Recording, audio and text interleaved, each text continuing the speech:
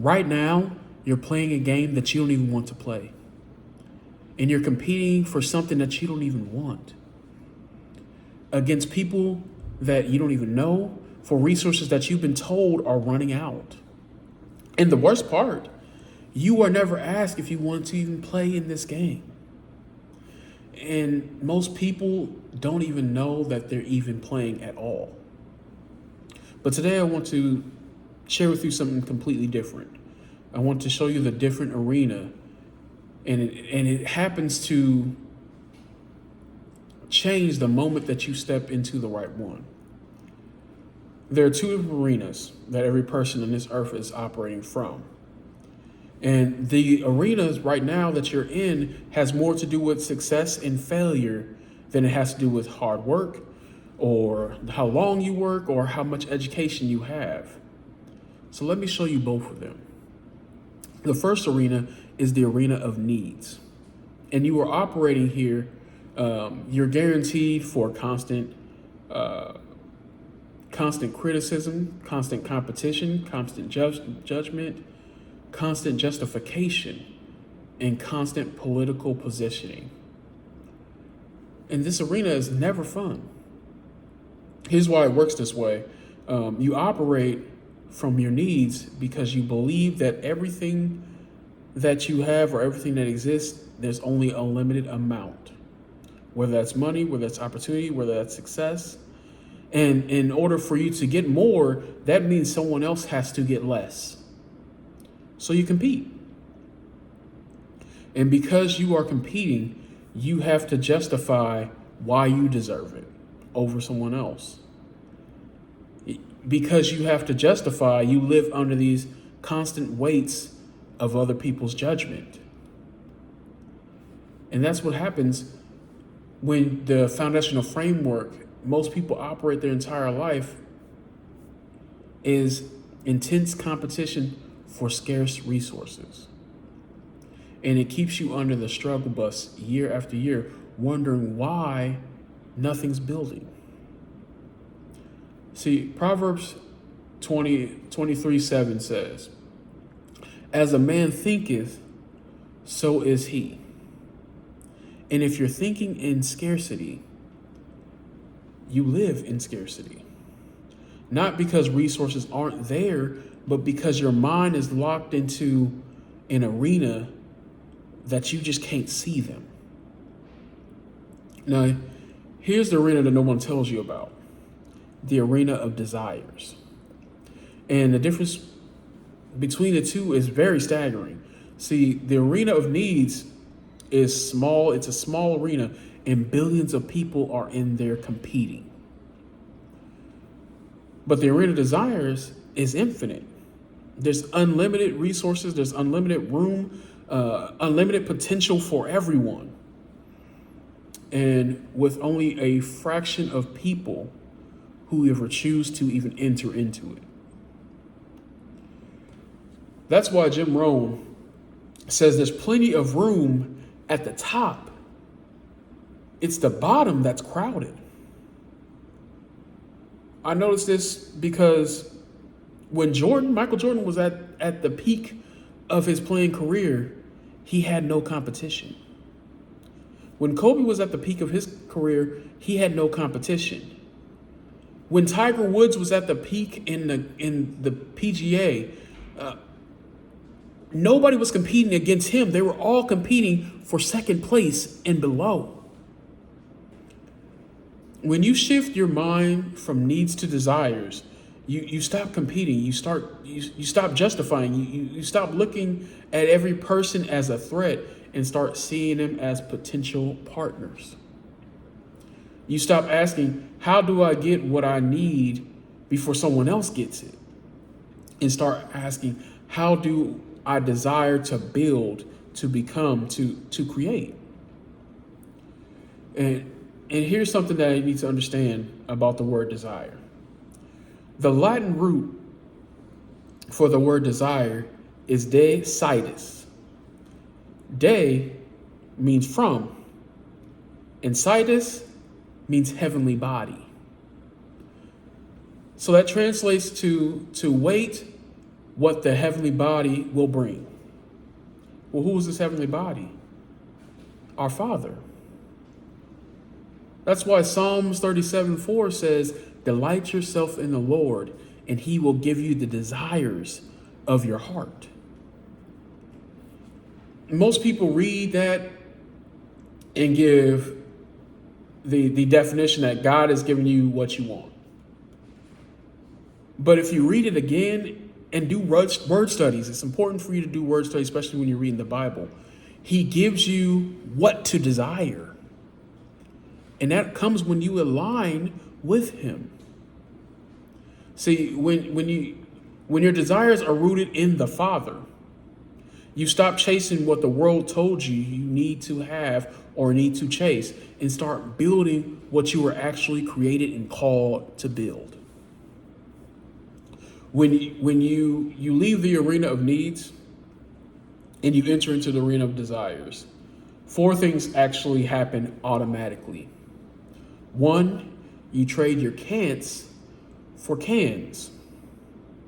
In the arena of needs, everything that you want to do, there's a reason why you can't do it. I can't because I don't have time. I can't because I don't have enough money. I can't because I don't have the connections. I don't know the right people. But in that arena, there's nothing but limitations. And those aren't real limitations. They're actually a ceiling that was created because of the arena that you are in. The moment that you shift arenas, the ceilings disappear. 2, you trade competition for collaboration. When you stop believing that resources are scarce, you stop seeing other people as threats. You start asking, how can we build together? How can we work together collaboratively instead of how can we beat each other? This alone will accelerate your growth faster than any strategy that the internet may try to teach you. 3, you trade constraints for compounding. Well, what does that mean? In this arena, the arena of needs, every time you get something, it feels like there's a ceiling. You feel like you have limited time, you have limited energy, you have limited money. But in the arena of desires, everything compounds. Your skills compound, your relationships compound, your income compounds, your impact compounds. There's always room to grow. And when you grow, you realize I can become better. Things can become better. Relationships can become better. Finances can become better. And then 4, you trade compulsion for calling. You stop doing things because you have to do them, and you start doing things because you get to do them. And that shift alone changes the quality of your work, the quality of your relationships, and the quality of your life.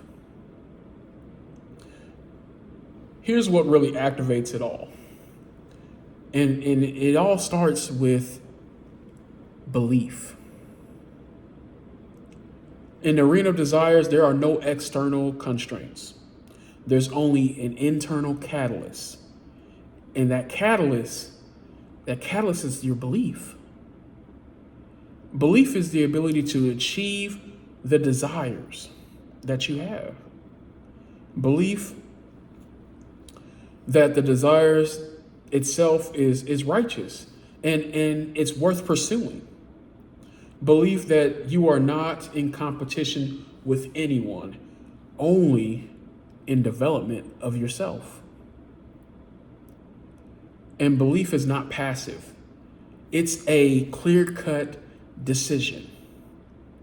When you decide to believe in something, you cut yourself off from everything and every other possibility. You become focused on that one thing that you believe in. The word decide comes from the Latin root word that the word covenant comes from. And the word covenant and decide both come from the word cut. So a decision is a covenant that you make with yourself. It's not, I'm trying, I'll try. It's not, I'll see. It's, I'm going to do this or I will die trying to do it. Plain and simple. The problem is people are not making decisions, they're making choices. They want to weigh options. But when you make a decision to follow that calling, it does not matter how long it takes. It does not matter how much work you have to put in. None of that matters. What matters is the belief that it's going to work regardless.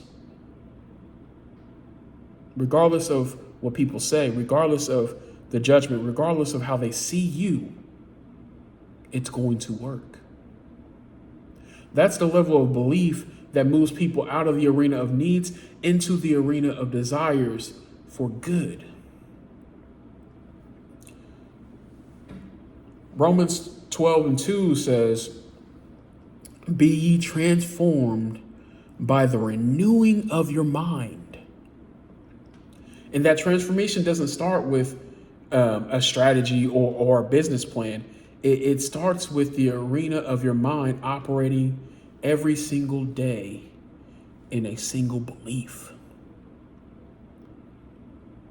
So here's the last thing I want to leave you with.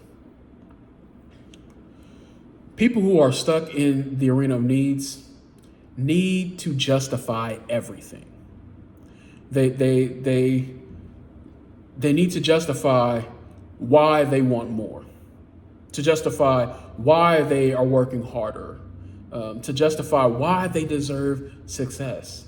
They need to spend enormous amounts of energy explaining themselves to people who are only judging them so that they can feel better about why they are staying stuck themselves. You don't owe anyone justification for your desires, especially if your desires are in line with God. See, if you're willing to do the right things to achieve what you desire, to build something, to serve people, to create real value, there's nothing that you need to defend. There's only work that you need to do. So get off that plantation of needs and come into the promised land of desires. That's the game-changing moment when you decide to change your arena. So before I leave, I want to ask you this question. And not, as a matter of fact, no, I want you to ask yourself this honest question. What arena have I been operating in? And do I like the results that I'm getting being in this arena? If the answer is no, today is the day that you need to make a decision. Not an intention, not a goal, not a plan, a decision to shift arenas, to focus on desires over needs, and to stop operating in a life of competition and start moving into a life of collaboration. It all starts with belief. So drop a comment. Comment what one desire that you have been suppressing because you've been operating in the arena of needs. And you were told that this desire that you know was a calling from God, you were told was not realistic. Share this with someone who needs to hear this, and subscribe. Because every week we are going deeper into building a life and a business where you are actually called to build. Until next time, I'm Minister Crush. Peace.